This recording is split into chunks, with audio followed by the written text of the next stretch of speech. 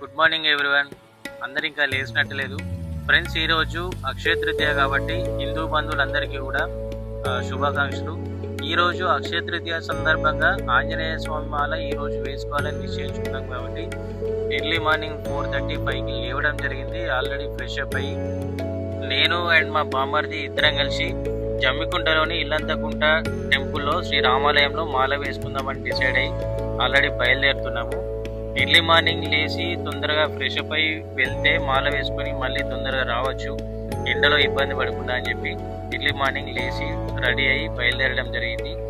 అంతకుముందు సంవత్సరం మాల వేసుకున్నప్పుడు గోదావరిఖనిలో వేసుకున్నాము. కానీ ఈసారి మాకు తెలిసిన విషయం ఏంటంటే గోదావరిఖని కంటే మంచిగా ఇల్లంతకుంటల్లో అయ్యగారు మంచిగా పూజ చేసి మాల వేస్తాడనే నమ్మకంతో కొందరు చెప్పడం వల్ల ఇల్లంతకుంటకు బయలుదేరడం జరిగింది. ఇక్కడ నుంచి 50-60 కిలోమీటర్లు ఉంటుంది, 1.5 hours జర్నీ కూడా పడుతుంది.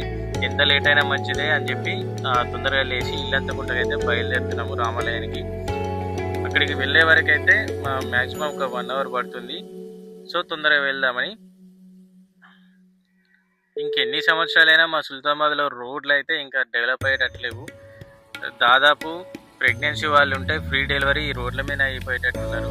అట్లా ఉంటాయి మా రోడ్ల సంగతి పక్కన పెడితే టెంపుల్కి అయితే బయలుదేరాం ఆల్రెడీ. అక్కడికి వెళ్ళే వరకు 7-7:30 అవుతుంది.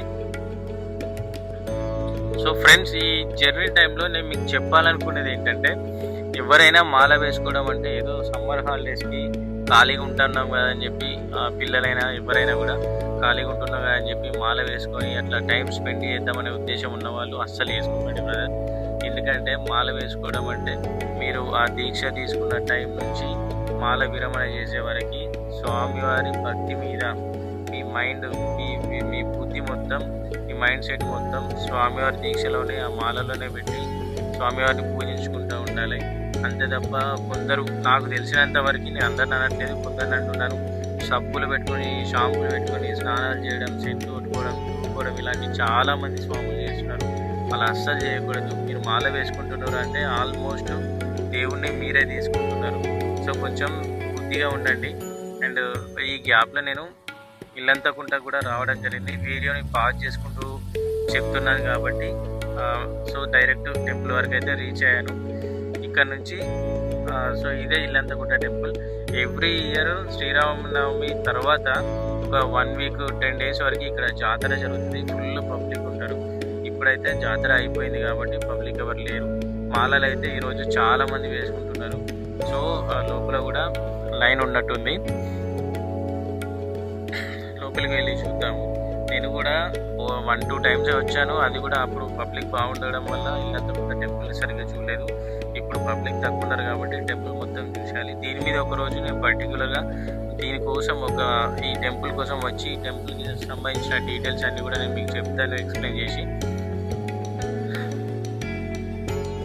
అయ్యగారు ఇంకా రాలేదంట, టైం పట్టేదంట, ఇంకో 1/2 hour. సో వెయిట్ చేద్దామని చెప్పి ఆగినాం.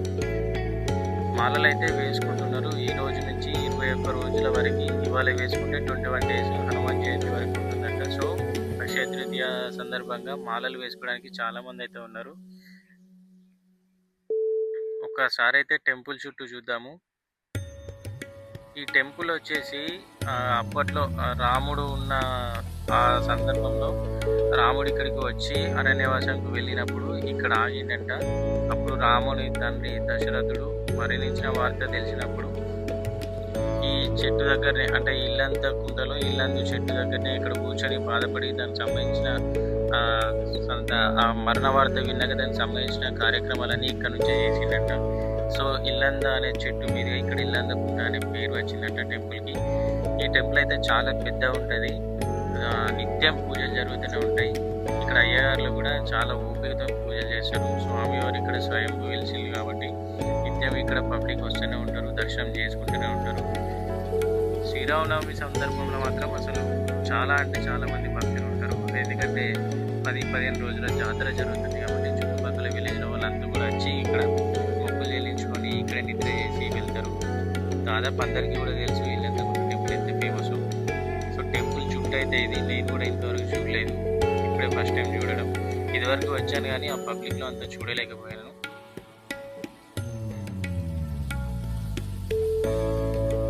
సో అయ్యగారు అయితే రావడం జరిగింది. మేము మాల కూడా వేసుకున్నాము. మాల వేసుకొని అయ్యగారు చెప్పిన నియమాలన్నీ విని పాటించుతామని నమ్మకంగా మాల అయితే ధరించడం జరిగింది. ఇక నుంచి ఈ రోజు నుంచి 21 రోజు వరకు మేము ఖచ్చితంగా భక్తితోని, శ్రద్ధతోని, బుద్ధితోని స్వామివారి దీక్షను ఎట్లా అయితే పాటించాలో ఆ పద్ధతులన్నీ మేము పాటిస్తామని మా మనసులో గట్టిగా అనుకొని మాల వేసుకోవడం అయితే జరిగింది.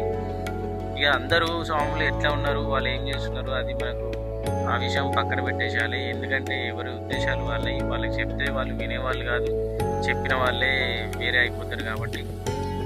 సో ఇదన్నమాట, మాల అయితే వేసుకోవడం జరిగింది. జై శ్రీరామ్ అందరికీ కూడా. ఈ మాల నేను వేసుకోవడం అయితే ఇది సెకండ్ టైం.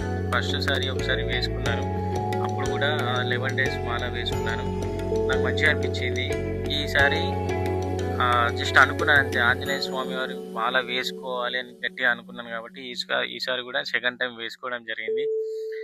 మాల వేసుకుంటే మనసు ఎంత ప్రశాంతంగా ఉంటుందంటే ఈ టెన్షన్లు, ఈ లొల్లులు మనకి ఏం మన మైండ్స్లోకి రాకుండా పీస్ఫుల్గా అనిపిస్తుంది. ఏ పని కానీ ఒక కాన్సన్ట్రేషన్ ఉంటుంది. ధర్మం వైపు వెళ్ళాలి, ఈ ఆలోచనలు, ఈ సంకల్పాలు గట్టిగా ఉంటాయి అన్నమాట. అందుకోసమని మైండ్ ఎంత ప్రశాంతంగా అంటే అంత ప్రశాంతంగా ఉంటుంది. ఎన్ని టెన్షన్స్ ఉన్నా కూడా అది దేవుడు చూసుకుంటాడు. మాల వేసుకొని శ్రద్ధగా అందరూ కూడా మంచిగా ఉండండి, స్వామివారిని పూజించుకుంటూ మంచిగా ఉండండి. ఖచ్చితంగా అందరికైతే మంచిగా జరుగుతుంది. ఇంకోటి మీకు చెప్పాలనుకునేది ఏంటంటే, ఈ 21 రోజులు అన్ని మందు కానీ, సిగరెట్స్ కానీ, ఇంకా ఏదైనా కానివ్వండి, 21 రోజులు ఉండాలి, తర్వాత మీరు ఎట్లైనా ఉండొచ్చు అనే ఉద్దేశం మాత్రం ఉంచుకోకండి.